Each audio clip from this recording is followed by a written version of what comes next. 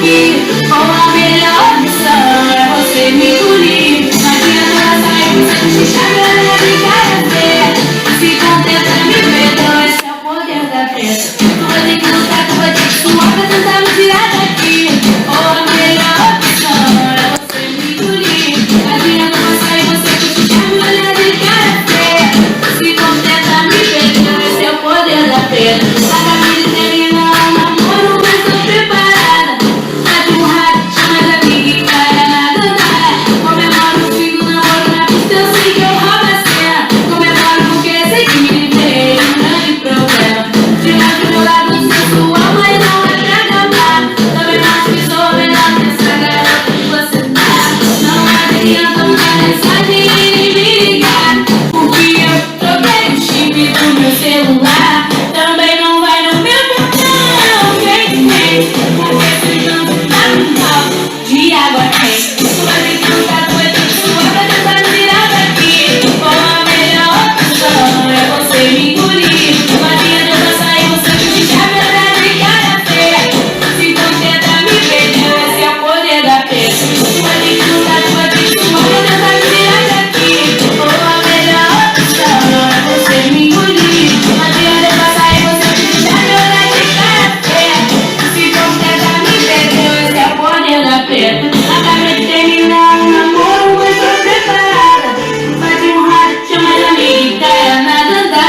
Comemoro o fim do namoro na pista, eu sei que eu roubo a cena. Comemoro porque eu sei que me livrei de um grande problema. De mais pro meu lado sensual, mas não é pra acabar. Também acho que sou melhor que essa garota que você tá. Não adianta mandar mensagem e nem me ligar, porque eu troquei o chip do meu celular. Também não vai no meu botão, vem, porque senão você tá no mal de água quente. Tu vai ter que lutar, tu vai ter que suar pra tentar me tirar daqui. Ou a melhor opção é você me engolir. Não adianta passar e você puxar meu lado de cara feia. Se contenta, me perdeu, esse é o poder da preta. Tu vai ter que lutar, tu vai ter que suar pra tentar me tirar daqui. Ou a melhor opção é você me engolir. Não adianta passar e você puxar meu lado de cara feia. Se contenta, me perdeu, esse é o poder da preta. Poder da preta. Poder da preta. Poder da preta. Poder da preta.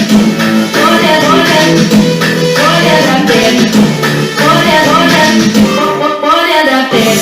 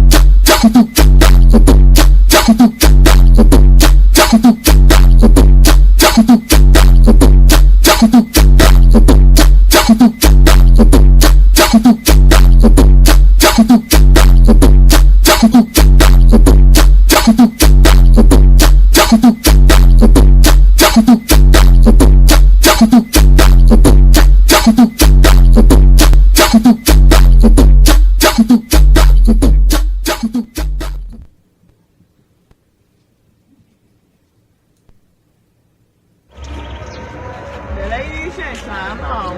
Ação.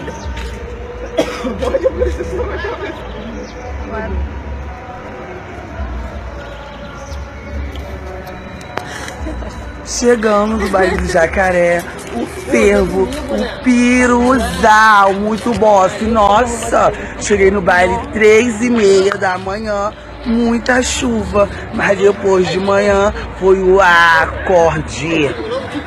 Meu aniversário, muito próspero, muito lança, muito peruca no Jacaré, o afronta. Terror nenhum pra elas. Tem que aturar. Isso aqui é um vestido da Maria Gueixo. entendeu? Me atura. Sabe quanto custa um vestidinho da Maria Gueixo? Me atura, eu não sou mulher, a realidade é essa, eu não sou mulher. Mas não me comparo a nenhuma. Olha pra mim, eu sou bela. Eu ganho. Foca aqui na Dela Crislane. Foca no traje de hoje. Presenteada do boy dela. Muito aniversário, muito próspera. Atura, foca. Eu quero um corpo assim de mamapoa. Assim, ó. Bundinha natural. Herdei da mamãe. Atura, bebê. Morde a cara. Ah, surta! Jacaré, o piruzal, muito bofe, muito fuzil. E minhas filhas numa rocha. Igual. Beijo. Agora a Dela Crislane tá aí no Mimi, que daqui a pouco tem mais. Atura.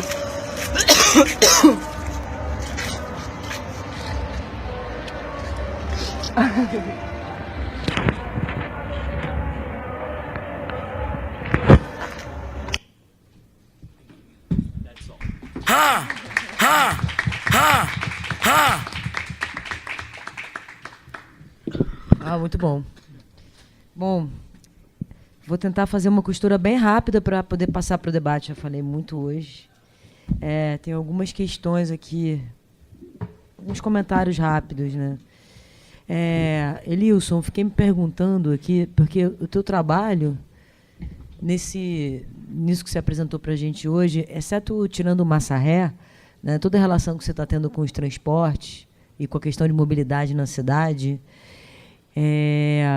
imagino que esteja te exigindo uma relação, como você mesmo falou aqui, com as institucionalidades, né, que controlam os transportes, enfim, as empresas, né, as legislações, né, os seguranças, toda essa parafernália institucional que é com que você está tensionando suas ações, né? Então, queria saber como é que você está se preparando para isso, como é que você... Isso não está incluído, né, nos teus programas, mas o que você tem feito para conhecer melhor, né, essa institucionalidade, né, o que você tem acessado, o que você tem estudado, e se você consegue perceber consequências disso que você está propondo, né, em relação a todos esses poderes que controlam, né, que determinam essa mobilidade urbana. Então, isso é a pergunta. Comento geral ou passo? Assim, o que vocês acham? Vou comentar geral. Para a Claudete, a gente conversou muito ontem, né, Claudete? Assim, e aí, né, você estava ontem lá também, não tá? Então, é muito incrível também ver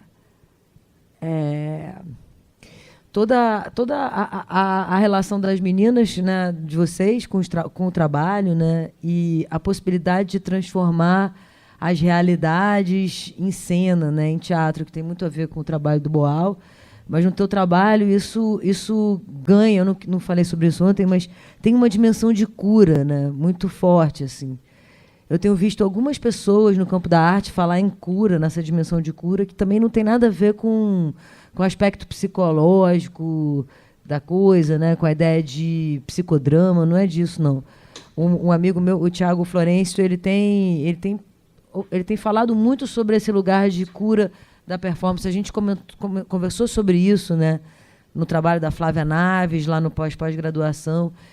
E tem uma dimensão muito forte de cura, né, no teu trabalho. Assim. Queria poder... O que você acha sobre essa ideia, né? E para você poder falar um pouco mais disso. Assim. E, Rodolfo, é incrível, né, eu acho, assim, que você apresenta a tua reflexão de cena, né, sobre o funk. Eu acho que é muito poderosa. E acho muito interessante como você está dialogando com a antropologia, né, e como você está expandindo, né, as noções de etnografia e operando muito bem isso no campo da arte. Acho que você sacou muito bem o conceito de etnografia e a etnografia como ferramenta de pesquisa, porque eu acho que ela é muito confundida no campo da arte. Muitas vezes o que a gente chama de etnografia no campo da arte, eu acho que ainda está muito conectado numa ideia de diário de campo, né, de relato da experiência, meio direto, e a etnografia não é isso, né?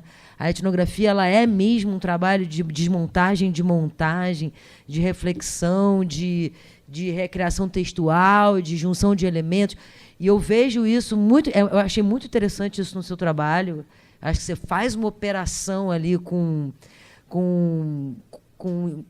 dispositivos do real, do universo do funk, do gestual, da linguagem, né? E você observa essa cena e você recria em estúdio, né? Um diálogo muito potente com esses elementos, né? Então, eu achei muito fascinante, assim. E depois a gente vê a foto, então a gente ainda vê mesmo a tua operação com todo esse universo. Eu achei muito legal. E eu queria que você falasse um pouco sobre isso, se você está se relacionando, né, com essas questões etnográficas. Eu sei que você se refere a vários antropólogos no teu trabalho, né? O Hermano Viana, a Adriana Facina. Não é à toa também que o funk ele é legitimado, né, como uma possibilidade de trabalho dentro da universidade pela antropologia, né? É uma característica da própria disciplina realizar esse tipo de operação, né? Assim como no campo popular também é super importante, né? Ou como a antropologia ela vai legitimar determinados campos. Então, assim, e queria te ouvir mais sobre essas estratégias que você cria no estúdio para esse instante dessa cena, né? E aí eu saquei ali, entendi o que você está falando da energia do funk que você traça ali, né? No frame fora do lugar de pose da foto, que é, na verdade, a reunião, né? Um momento em que as coisas... Toda aquela cena se reúne ali, né? No momento do clique, no lugar que você está chamando de pose, que você está marcando ali no chão, com, né, a fita crepe, ali é o lugar, claro, do enquadramento, né? Mas tem uma produção de energia antes que se condensa ali. Queria que você falasse ainda um pouco mais sobre a estratégia. Achei genial essa singeleza. E não pude deixar de notar também o lugar onde você está fazendo, que é o ambiente de uma casa, não sei se é a tua casa. E aí fiquei pensando sobre isso também, né? Essa coisa a concepção de estúdio como cena e a montagem de estúdio em qualquer lugar. Mas aquele lugar é muito interessante também, porque é um espaço da casa, né?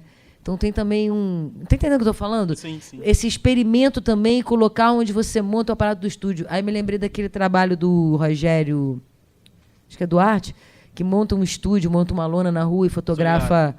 É Duarte, né? Acho que sim. Que fotografa... Ele levanta uma lona e faz foto de carnaval, né? Ou levanta uma lona na rua e ali ele traz os procedimentos do estúdio para...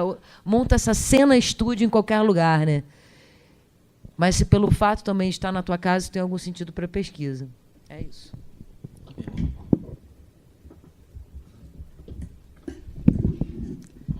Então, Adriana, a relação com as instituições em si, assim, para a execução do trabalho, quando eu, assim, a partir das leituras, e quando vem os programas, ou os programas antes das leituras, quando eu defino os materiais e a área de ação, eu sempre leio, assim, quais são os regimentos de cada via, de cada empresa, né?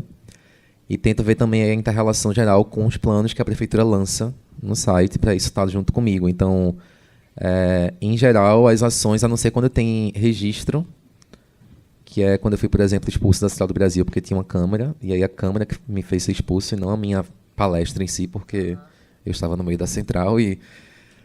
Aí, porque em geral eu aponto até quando o segurança do metrô vem, aponto para o que está fixado no próprio metrô.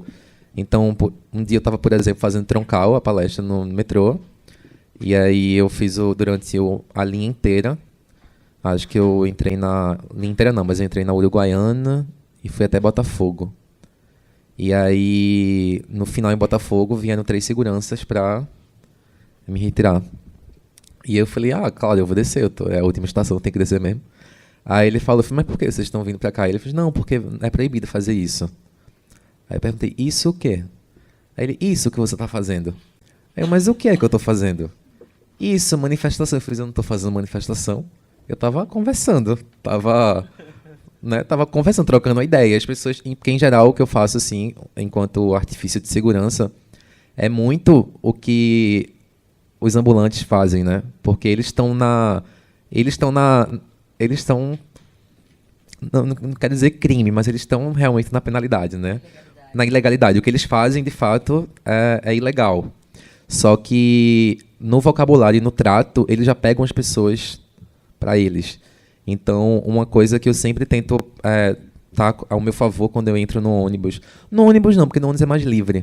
Falar uma coisa que me ocorreu aqui. Claro. Pode ser muito interessante mapear essas estratégias de drible com a institucionalidade. Tipo, isso pode ser muito legal. Até para você se mover também, né? Dentro dessas regulações todas. Enfim, me ocorreu. Não, sim. Total. E porque o que eu sempre faço, assim, discursivamente, quando é uma ação que exige fala, assim, é cumprimentar, pedir desculpa pelo incômodo, etc. Desculpa estar incomodando sua viagem. E se você quiser e puder, dá licença abençoado. Boa tarde, queridos. Aqui no Rio, mas boa tarde, queridos. Olá, meu trabalhador. E aí eu peço para... sim, eu falo com todo cuidado, que se por acaso o meu tom de voz estiver atrapalhando, eu entendo. Mas se apenas uma pessoa quiser e puder me ouvir, eu vou até o seu assento e termino a minha fala. Porque já jogo com essa composição, né, que já é prototípica. Mas no caso do metrô, acabou que o cara ficou... acho que ele virou pela câmera, né, que estava tendo uma movimentação no metrô de fala. Ninguém tinha esboçado nada contra, mas ele acusou os meus cartazes como... que eu estava na mão como um ato, assim. Mas aí eu comecei a apontar. Fiz, olha, aqui mesmo não tem nada, assim. Não é proibido conversar. É proibido conversar? É proibido vender, não estou vendendo nada. É proibido pregar alguma crença, não estou pregando nada. Religiosamente. E aí... Mas aí pronto, ele foi me acompanhando, mas eu tento ler sempre, e aqui foi uma primeira coisa que eu fiz quando cheguei no Rio, foi entender quem é dono de quê, né? E aí, por exemplo, saber que a Supervia é da Odebrecht, e saber que o VLT e o metrô são da Invepar. Uma coisa que me falta ainda é estudar como a coisa da concessão mesmo, que eu acho que é uma etapa que eu estou até precisando até para discutir alguns trabalhos. Tem esse contato com aquela... Aí que eu vou tentar... Que é uma próxima... O meu último plano o meu último programa para 2017 agora, para o primeiro semestre, é fazer umas imbricações, que é uma tentativa de fazer um trabalho um pouco mais etnográfico, que é me relacionar com um ambulante, um pedinte, um religioso e uma artista, que eu acho que vai ser a Dani Câmara, que atua em metrô, que é uma aluna da direção teatral, que tem uma pesquisa já, então ela também é orientada pela Leonora. Então ela está pesquisando, inclusive, sobre legislação há um tempo, e me interessa muito compartilhar com ela, assim, pensamento. E é tentar acompanhar o trabalho dessas pessoas, ver as performances que eles fazem, fazer também uma ali para eles verem meu trabalho e a gente fazer alguma coisa junto.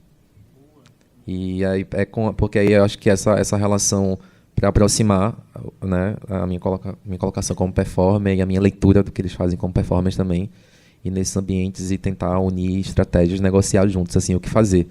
Mas aí me ocorreu também de fazer com trabalhadores de mobilidade também. Tem essa relação com o pessoal que trabalha com carrinho, que eu já fiz uma ação com Natália Mello, que é uma performer que acabou de qualificar, né, doutorado na UERJ. E a gente tem uma relação com alguns trabalhadores de carroça.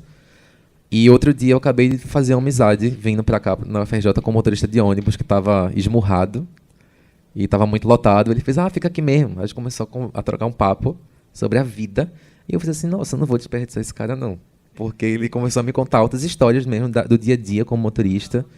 E, em geral, nas ações eu olho muito, tenho olhado, mas foi uma coisa até que a Bebel comentou outro dia, tenho olhado muito para o passageiro, eu tenho destacado muito a atuação desses corpos dissonantes, mas talvez eu ainda não olhei para o trabalhador em si que está ali, né, na mobilidade, em mobilidade. E aí estou com o WhatsApp desse motorista, até para...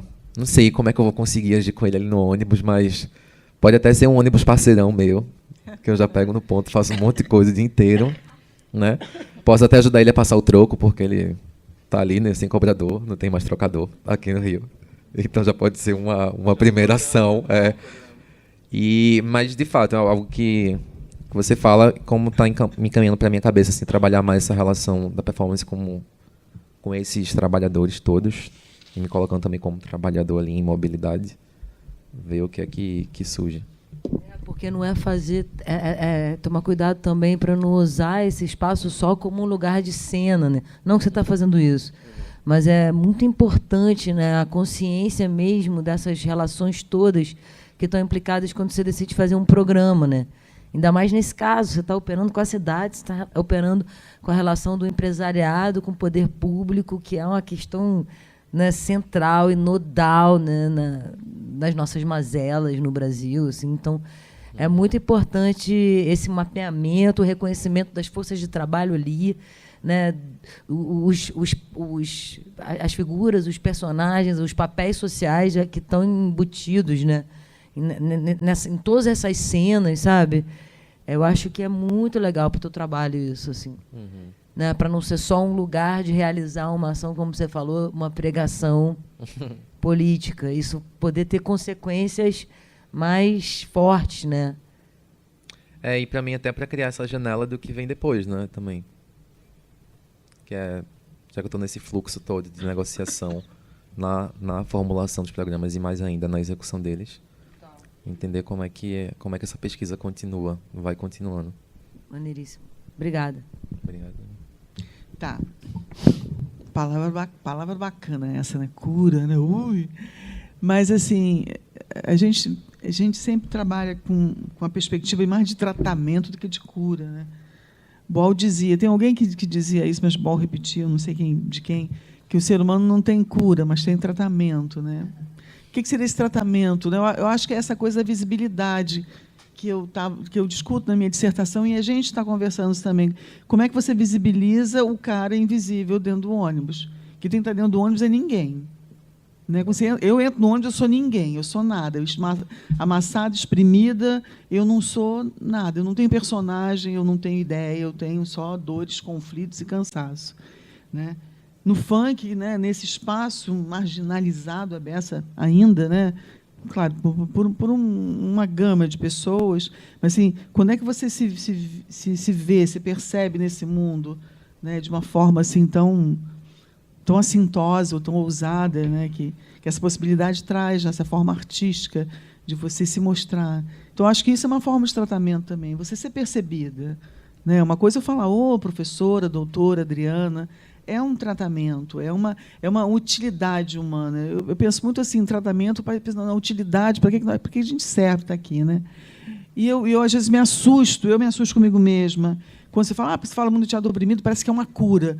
Eu às vezes, fico meio preocupado comigo, porque eu defendo tanto o teatro oprimido como se fosse a coisa mais perfeita do mundo. Isso me assusta, porque, né, assim, o que dá sempre certo?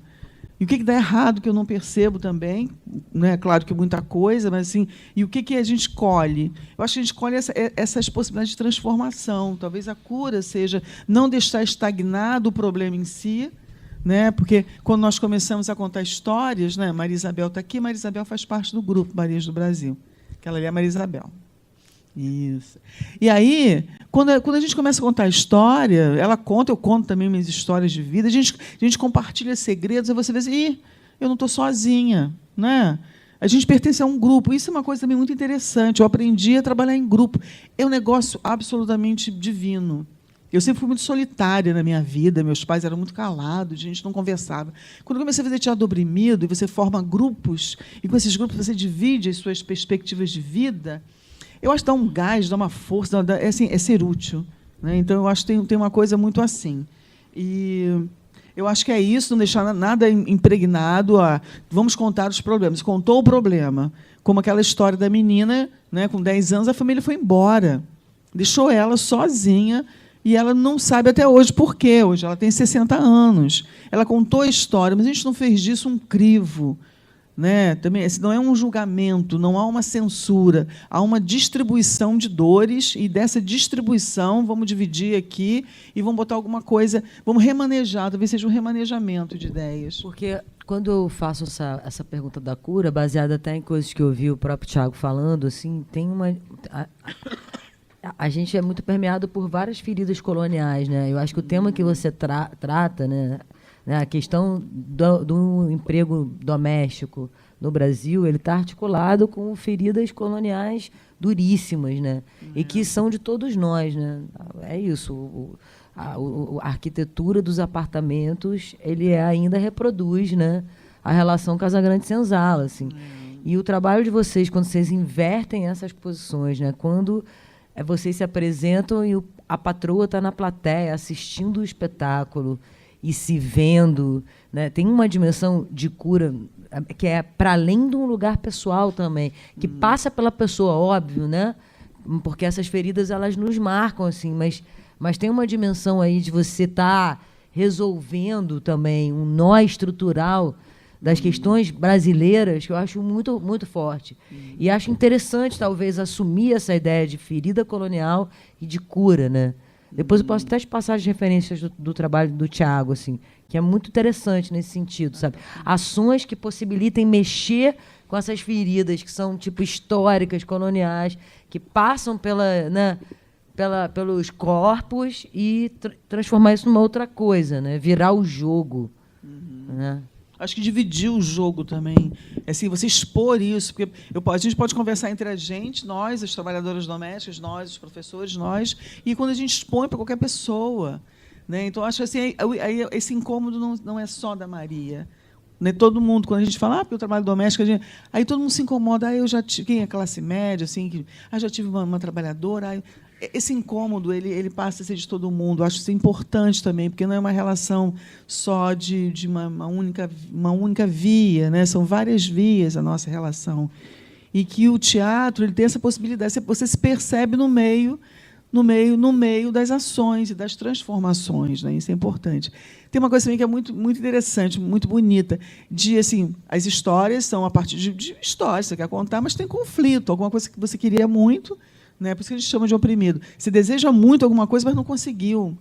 Isso é uma opressão. Como é que você resolve isso? Como é que você pode, né, possibilitar outras coisas? E aí a gente vai contando, a partir de problemas, né? Porque se a gente fosse, vamos montar uma cena aqui, tá bom. Meu filho tirou nota 10, bacana. A minha sogra é maravilhosa. A comida está perfeita. Está tudo certo. Ninguém vai assistir a peça. Né? A gente vai por causa dos conflitos, porque doeu, morreu, sangrou, aí você acha maravilhoso aquele trabalho. Né? E aí eu me lembro de uma vez que eu trabalhei com um grupo de usuárias de saúde mental, e assim, né, eram só mulheres, e elas contavam suas histórias, tal, e tinha uma que falava assim, eu tô nervosa, toda vez que eu fico nervosa eu reclamo com meu filho, todo mundo diz que eu tô doida, que eu tenho que tomar remédio, e aí tomava remédio, e aí a opressão era essa, né?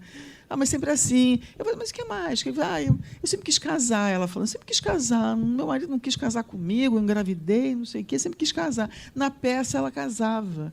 Gente, nunca vi uma pessoa tão feliz na minha vida como aquela mulher. A gente botou um véu tão feinho, umas flores assim, a gente estava começando ainda, mas a felicidade dela em casar, seja no teatro, seja alguma coisa, né? Eu acho que tem essa coisa, a ferida ela existe, mas ela tem que ser exposta, no sentido de somos todos responsáveis, né? Vamos aqui dividir cada um de nós um pouco, e aí a vida vai ficar não mais fácil, mas ela vai ficar mais movimentada. A proposta do Teatro Oprimido, ou a proposta da gente, é que seja sempre um movimento, não é só vamos criar a lei e acabou, então muito obrigada, tchau. Não, tem coisas, tem planos, tem ideias, né? Talvez seja a perspectiva de cura, a perspectiva de vamos procurar um novo remédio, uma nova forma. Eu sinto muito isso, né? E é uma coisa que é boa de lidar, né? Com essa perspectiva. Eu aprendi a viver assim, a minha própria vida nessa expectativa. Né? Obrigada, Claudete. Rodolfo. Beleza. Tu falou da relação com a etnografia, né? Eu sempre, enquanto ferramenta de pesquisa de arte, acho que aquele texto da tua própria disciplina, do Hal Foster, né? Quando ele fala que o artista, que o etnógrafo é um pouco artista recalcado, assim, né? Eu comecei a pensar de tudo aquilo que eu estava vendo, começou a rolar isso pode, começou a rolar, isso dá para fazer, porque eu não estou fazendo uma análise dura das coisas, né?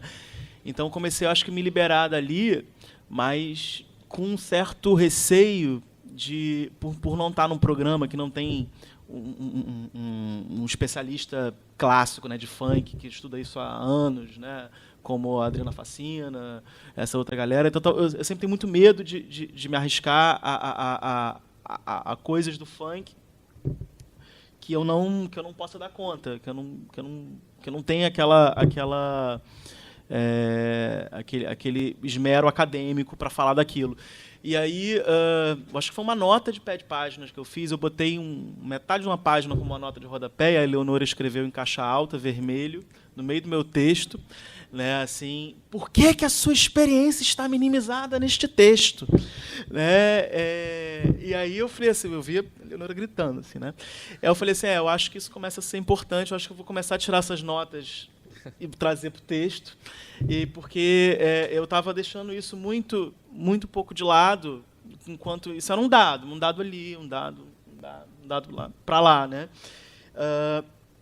E aí eu comecei a ver também que as análises estéticas, por exemplo, tem trabalhos muito legais que fazem uma super análise, mas eu não vi, a não ser por incrível que pareça, em teatro, cenas que se preocupem em criar, de fato, poéticas e criar narrativas. São sempre cenas que são sempre analíticas, assim, né? Exceto os artistas fotógrafos, esses que eu mencionei, eles têm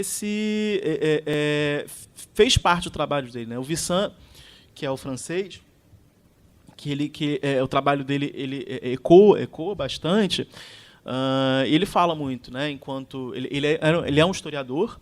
E ele fala bastante que ele é muito porta-voz, ele se sente eticamente muito porta-voz daqueles que ele fotografa. E não é uma sensação diferente.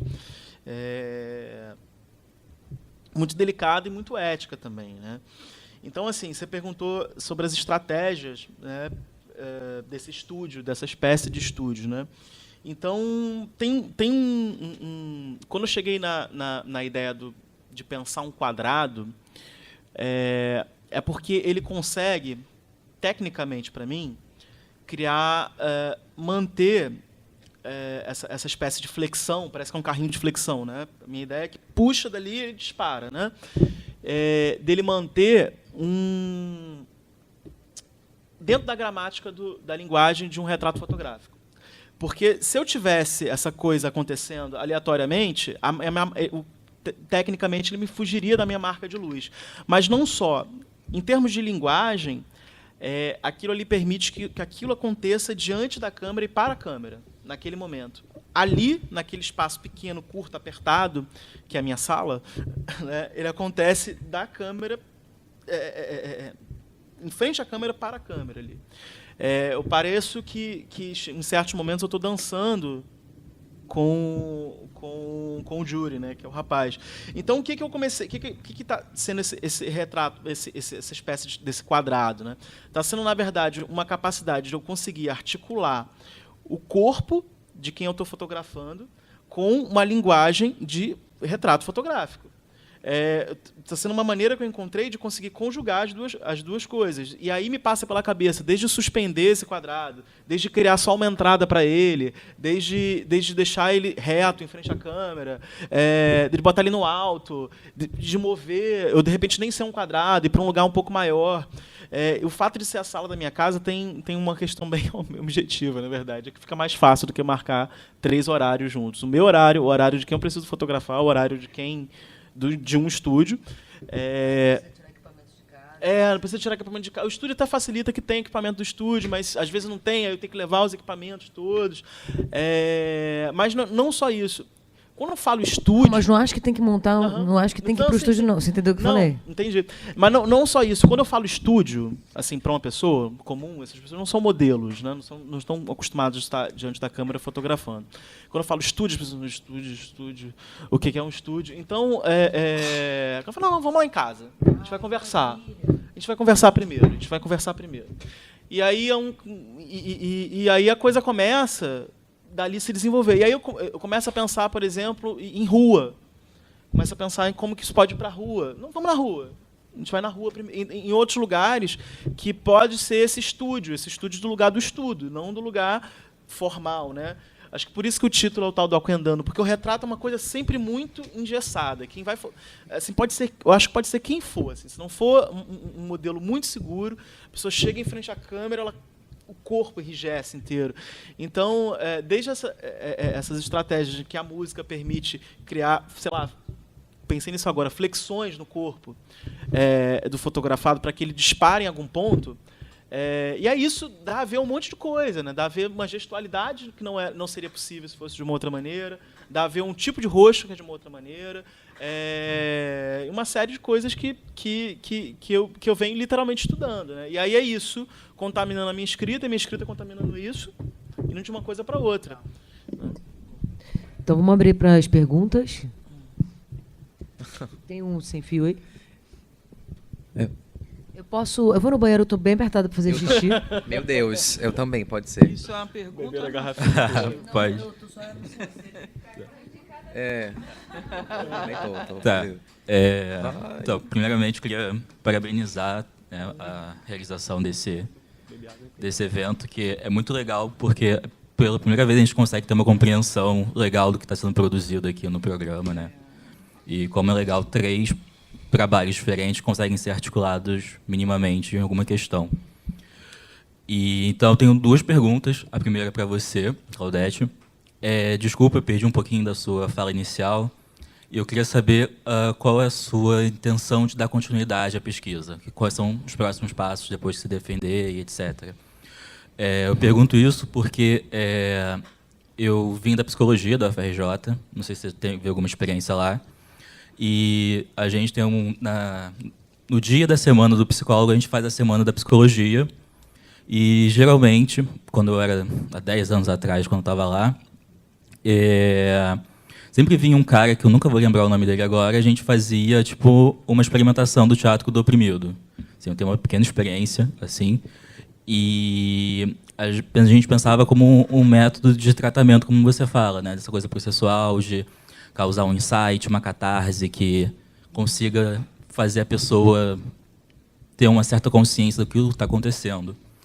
E aí eu queria saber se você pretende levar isso, manter para um campo da arte, ou pensar isso como uma coisa mais social aplicada, como trabalhar com psicólogos ou assistentes sociais, etc. Eu penso muito nisso porque o Departamento de Psicologia Aplicada da UFRJ tem uma demanda muito considerável de mulheres que sofrem abuso, né? Eu posso ficar falando aqui até amanhã de vários casos de abuso de álcool e drogas, porque o marido bate, ela é estuprada pelo próprio marido, etc. Então é uma coisa que é muito potente e acho que o teatro do oprimido é uma boa ferramenta para não afastar as pessoas que têm certo medo de serem tratadas como malucas, por exemplo, numa análise, sei lá. E a minha segunda pergunta para o Elilson e para o Rodolfo eu acho muito interessante que vocês produzem uma certa imagem, né? E quando a gente produz uma imagem, a gente meio que criou uma imagem que vai para o mundo e a gente não pode guardar na nossa caixinha. Não sei se o Rodolfo tem alguma intenção de fazer uma exposição, um livro, etc. Mas quando eu vejo uma imagem, eu fico pensando muito nas questões de direito. Recentemente fiz um curso de direito patrimonial e tal, propriedade intelectual, e é uma coisa muito que fica passando pela minha mente. E, infelizmente, a academia, o nosso programa, a gente só pensa essa coisa do direito autoral na parte da escrita, né? Não pode plagiar, não pode reaproveitar o trabalho em outra disciplina, você tem que sempre produzir uma coisa original. Mas, enquanto arte, a gente não tem essa preocupação até que acontece com a gente, né? Por exemplo, acho que todas as suas fotos que você apresentou, Rodolfo, são digitais, né? Então, teoricamente, eu acho que você vai publicar na internet. E como você lida com isso se eu quiser pegar sua foto e não respeitar seus direitos autorais, morais, etc. Assim? Como você garante a autoria do seu trabalho? E você, Lilson, que acho que vou te chamar de artista de rua, não sei se é ofensivo, mas você está fazendo uma ação na rua que qualquer pessoa pode filmar, etc.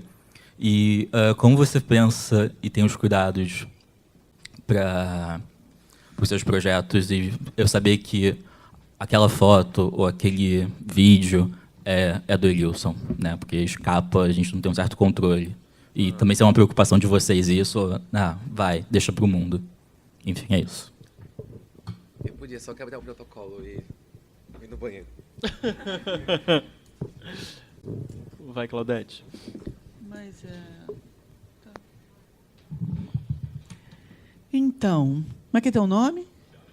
Hã? Tiago. Oi, Tiago. Seguinte, eu já defendi a minha dissertação, né? Ontem. Você disse que não estava aqui e perguntou. O próximo passo é continuar trabalhando nela. A ideia de publicar um livro que o pessoal da banca ofereceu, falou, era uma ideia já, porque a proposta minha, com 18 anos de trabalho com o Grupo Marias do Brasil, era deixar isso registrado, escrito, porque assim, eu acho que o grupo merece essa visibilidade. Essa palavra visibilidade ela foi tomando forma cada vez maior, quando eu fui entendendo o que eu estou fazendo. E foi uma coisa que a Maria Isabel me falou muito ontem, ela falou também na dissertação, e ela falou essa coisa de ser visível. É uma classe que é visível, uma classe de milhões de mulheres, a grande maioria de mulheres, né, trabalhadoras domésticas, e é uma classe invisibilizada não só porque ela está presa entre quatro paredes, mas presa em conceitos e preconceitos que dificilmente vai ter na academia uma pessoa que é trabalhadora doméstica. Dificilmente, né, por todas as questões e tal. Então, como é que você visibiliza isso? Então, assim, um primeiro procedimento é essa execução do livro. Eu estava falando com elas já, assim, da gente escrever um capítulo. Elas vão escrever o capítulo também. Eu já escrevi uma grande parte, mas cada um vai contar a sua história. Maria Isabel vai falar a sua história, Maria José. E aí criar uma coisa que seja uma escrita mais coletiva, né? A polifonia que a Adriana falava muito, né? Cadê as vozes dessas mulheres? Então, assim, eu estou cada vez mais sedenta disso, né? Que elas falem e registrem isso. Então, acho que o próximo passo é deixar essa coisa mais organizada. E eu acho assim, o teatro do oprimido, ele é um instrumento, a gente chama de instrumento, de ferramenta, para qualquer lugar. Né? A gente vai em qualquer lugar. Eu discuto meio ambiente, o Grupo Marias do Brasil, eu discuto saúde mental, discuto... Né? E uma coisa que me interessou muito, a gente apresentou o espetáculo no Direito, na UFRJ, para o pessoal do núcleo jurídico, tal, na JUP, e assim, a gente começou a fazer uma parceria, tem que ter teatro, né, com o pessoal da legislação, com o pessoal que discute as leis, então faz parte da nossa transformação, acessar a todas as áreas. Psicologia, com certeza, né? E trabalhar com grupos de mulheres é muito importante, eu acho que é muito importante. Não que os homens não mereçam também, né, esse cuidado, mas eu acho que as mulheres elas são muito mais propensas e é um número muito maior.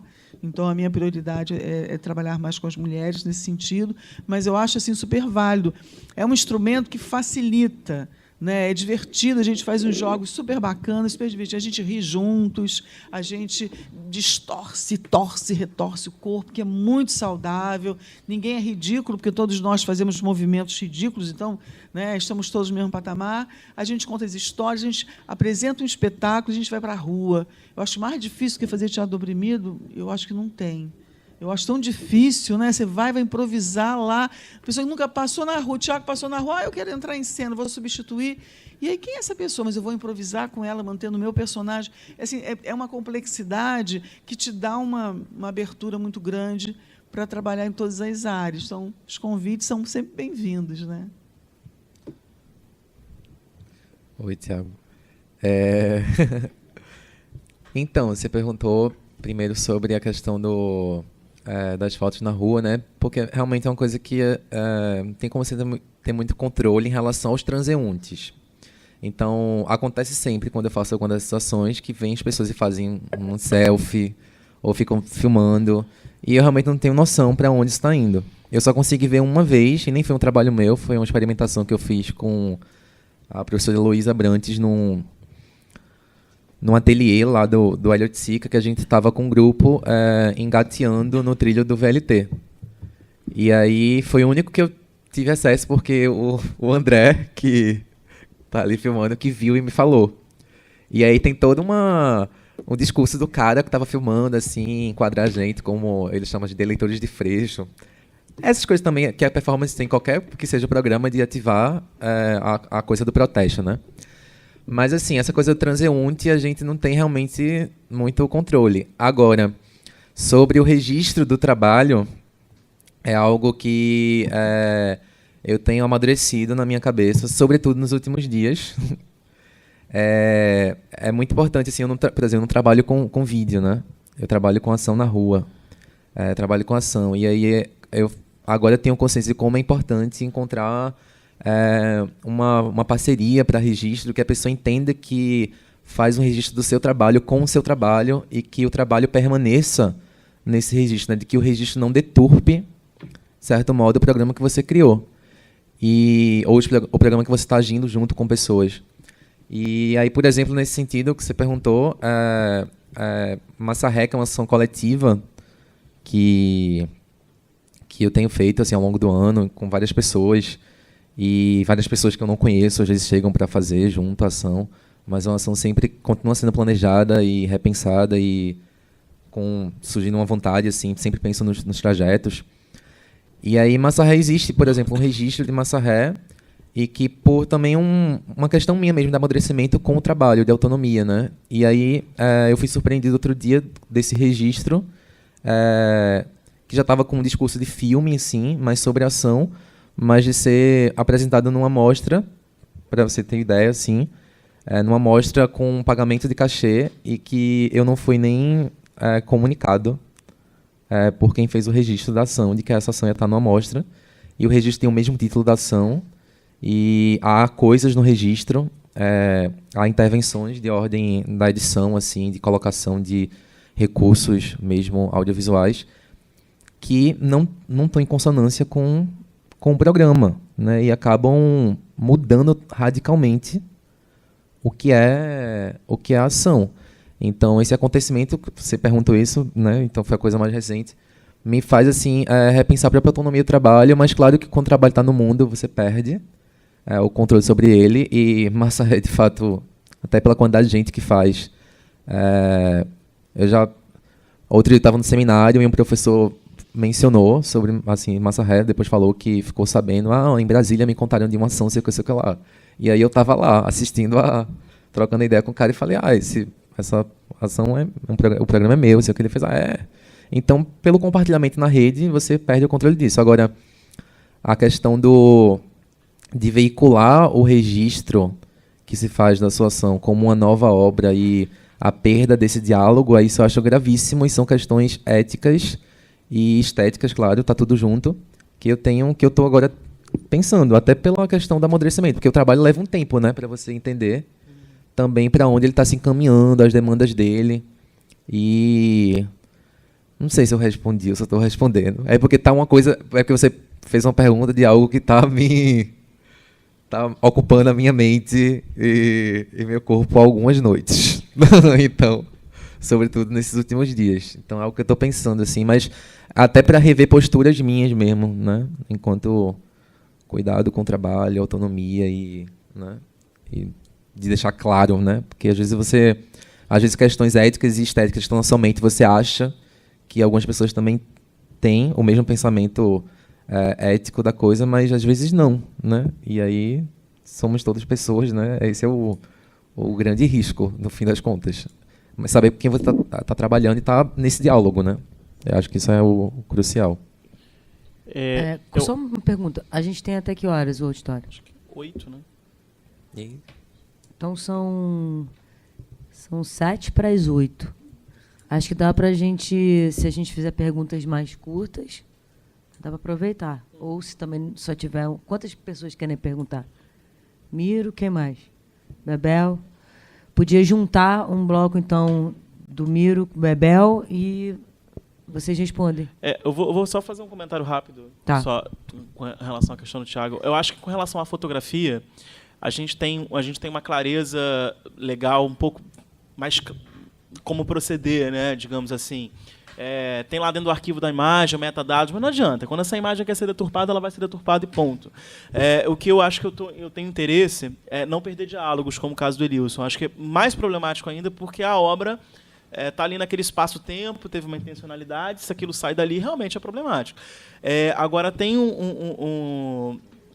de alguma maneira, a gente que está trabalhando nesse universo, tanto eu quanto os outros fotógrafos, eles falam exatamente essa mesma fala. A gente acaba sendo porta-voz de que a gente está levando.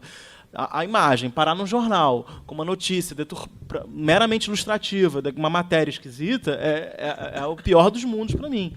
Isso acontece muito com as imagens dos próprios fotógrafos. Para você ter uma ideia, uma fotografia que a Dani Darcoso, que é uma das fotógrafas, que fotografou em película ainda o funk, parou numa capa de livro sobre funk da academia e alteraram a imagem dela. Fizeram uma edição de cor e editaram um pedaço da imagem dela. Então, assim, isso é bem absurdo, assim, né? Mas você simplesmente não controla. É incontrolável, na verdade. A gente se cerca dos mecanismos legais, por exemplo, os meninos assinam, né, concessão, etc. e tal. Eu guardo tudo isso, documento, testemunha, né? Na hora que isso for para o mundo. Aproveitando o bonde da autoria aí por um outro lado, para o Rodolfo.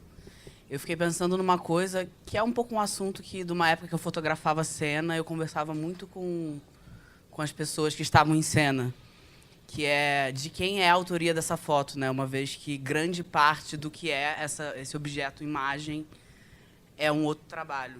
Uhum. E aí eu acho que no seu caso, está falando sobre a performatividade desses corpos. Uhum. E aí veio a discussão para a antropologia também. Me fez lembrar que dentro da antropologia várias pessoas colocam as pessoas que estão nos grupos de análise como coautores. Sim. E aí a pergunta é como você lida com isso? Porque também me chamou a atenção que no seu vídeo tinha trabalho autoral. Uhum. E em nenhum momento eu fiquei sabendo o nome de nenhuma dessas pessoas, sendo que elas e o corpo delas e a performatividade delas é grande parte. Uhum. Assim como o seu trabalho de fotógrafo também assim, grande parte do que é essa imagem, né, que chega até a gente. Aí, isso pro Rodolfo. E aí, para Claudete, eu fiquei pensando muitas coisas nessa questão da visibilidade, que, para mim, é um assunto super caro, assim, também por estar pesquisando e também integrar um grupo de hiper-invisibilidade, sei lá, as pessoas transmasculinas. A maioria das pessoas nem sabe que existem, né? E aí, para mim, eu não sei, para mim, a visibilidade enquanto um objetivo político, eu entendo um pouco enquanto armadilha, porque cai também um pouco no risco do fetiche, assim. Tipo, se for pensar num outro polo, a hipervisibilidade, ela é a mercantilização da imagem de um grupo oprimido. Ele vira um objeto vendável, um pedaço de carne. Enfim. E não também sugerindo o outro lado, né? A invisibilidade, nós sabemos que é o silenciamento, e isso é péssimo, assim. É só também um chamado para ter cuidado para que isso não seja o objetivo final, assim. E aí, na sua fala aqui, eu acho que aí tem coisas... Achei super bonito o seu trabalho mesmo, assim, que eu acho que são mais caras, que é a própria dimensão da experiência, da criação de uma comunidade e do chamamento para essa responsabilidade coletiva, que é de todo mundo mesmo. E aí eu também tenho pensado muito nos termos que a Adriana colocou, de que a ferida colonial ela é de todo mundo, é uma dimensão coletiva que a gente tem que olhar coletivamente como que a gente vai cuidar dessas coisas, assim. Não sei se curar a gente vai conseguir, mas temos que olhar junto, porque nossa, afeta todo mundo em algum nível, e, enfim. Isso. A minha pergunta também tem a ver com o que o Miro falou para a Claudete.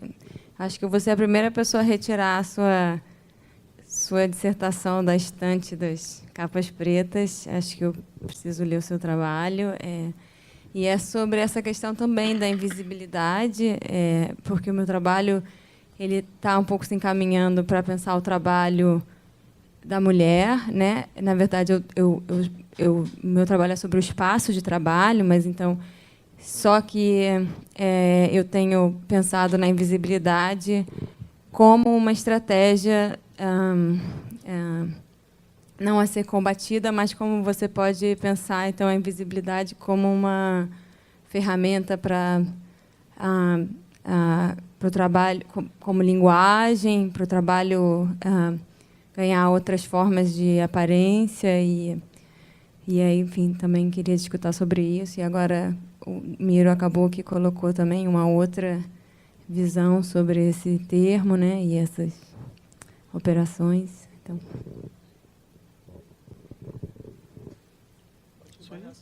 tá. Então, eu também tenho essa preocupação em relação a ficar uma coisa vendável no sentido, olha só que miserabilidade. Eu tinha muita preocupação na hora de escrever, que a gente não sentisse pena, né? Eu tinha que não sentir pena primeiro, eu tinha que entender que é um trabalho que dá uma estrutura para a pessoa e ela vai arcar com isso, tanto eu, né? E aí eu tinha muito essa preocupação de não ficar uma coisa vai ser visível porque nós temos uma responsabilidade, como são coitadas, mas assim, o contrário, essa visibilidade vem porque o trabalho fica muito bom.